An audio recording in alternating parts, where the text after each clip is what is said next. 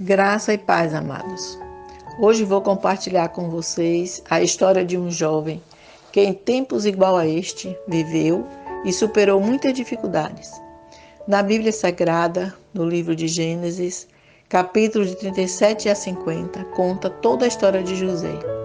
Contudo, vamos ler apenas alguns versículos que nos trazem parte dessa história, talvez a mais linda. No capítulo 50, de 15 a 21, nos diz: Vendo os irmãos de José que seu pai estava morto, disseram: Agora é possível que José nos persiga e se vingue do mal que fizemos a ele. Por isso, mandaram esse recado a José: Antes de morrer, o seu pai deixou uma mensagem a você. A mensagem é esta: Perdoe a maldade de seus irmãos e o pecado que cometeram, com o mal que fizeram a você. Agora, lhe pedimos que perdoe a maldade dos servos do Deus de seu pai. Enquanto falavam, José chorou. Depois, os irmãos foram falar pessoalmente com ele. Ficaram inclinados diante de José e disseram: Aqui estamos, dispostos a servi-lo como escravos. José lhes disse: Não tenham medo. Por acaso estou eu no lugar de Deus? É bem verdade que vocês planejaram mal contra mim, mas Deus tornou o mal em bem, para que hoje fosse preservada a vida de muitas pessoas.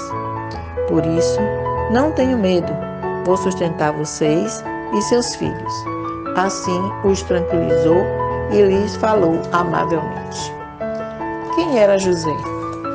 José era filho de Jacó e Raquel. Durante sua vida, sofreu grandes decepções e passou por muitas dificuldades. A primeira grande perda foi a morte de sua mãe, a pessoa mais importante de sua vida. Depois, ele foi maltratado pelos seus 10 meio-irmãos, pois achavam que ele era o filho mais amado do pai. Na verdade, José era rejeitado por seus irmãos, tanto que usaram de violência, espancando-o e terminaram por vendê-lo a um povo estrangeiro que levaram-no como escravo. Tiraram a sua túnica para justificar ao pai a morte de José por animais. Já servindo na casa de Potifar, José sofreu assédio sexual. Foi perseguido pela mulher do seu senhor, que pela segunda vez arrancou a sua túnica. Quantas vezes já tentaram arrancar a nossa esperança, a nossa dignidade, a nossa liberdade? Isso é o que significa o arrancar da túnica de José. José foi caluniado por aquela mulher. Foi acusado indevidamente quando ele se negou a ficar com ela. Em consequência disso, sofreu a injustiça e foi jogado na masmorra durante 3 anos, pagando por um crime que não cometeu. Além de tudo isso, José recebeu a ingratidão do copeiro, que após tê-lo ajudado, prometeu interceder por ele, para tirá-lo da prisão. Mas quando estava livre, esqueceu da promessa e nada fez por José. Meus amados, quanta coisa José sofreu. Poderia ter guardado ressentimentos ou desejo de vingança. Porém, José era um servo fiel a Deus, nunca duvidou do seu poder e em nenhum momento esqueceu da fidelidade do seu Deus.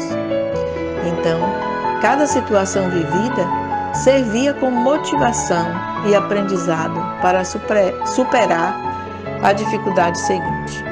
Não importa o que fizeram conosco, o mais importante é o que nós faremos com o mal que sofremos. Mesmo com tudo isso que José passou, ele não torceu pelo mal dos seus irmãos e nem aproveitou do seu status, que nessa época ele já era governador do Egito, para se vingar dos seus irmãos.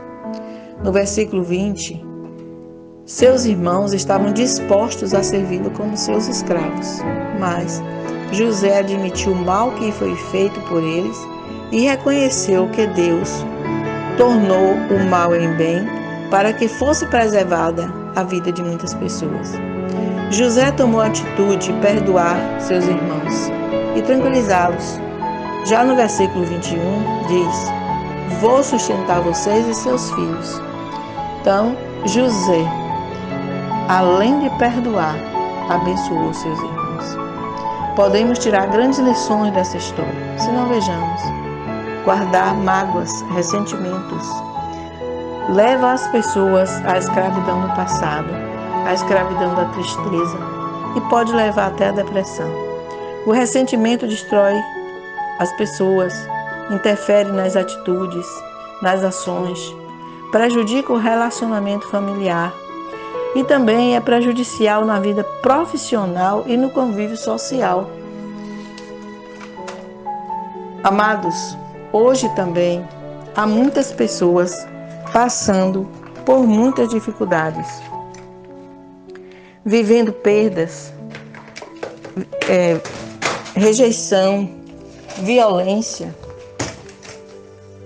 injustiça, ingratidão e outras situações. Entretanto, não podemos ficar acomodados, guardar ressentimentos ou mesmo nos sentindo paralisados. Precisamos nos erguer, levantar, enfrentar dificuldades, buscar novos caminhos e fazer de cada experiência vivida um degrau de superação, de maturidade e crescimento. Perdoar não nos obriga a continuar vivendo a mesma situação. Perdoar é uma atitude que alivia o nosso coração e nos livra das mágoas e dos ressentimentos, evitando assim que nos tornemos escravos do passado. E para concluir, irmãos, eu quero deixar o versículo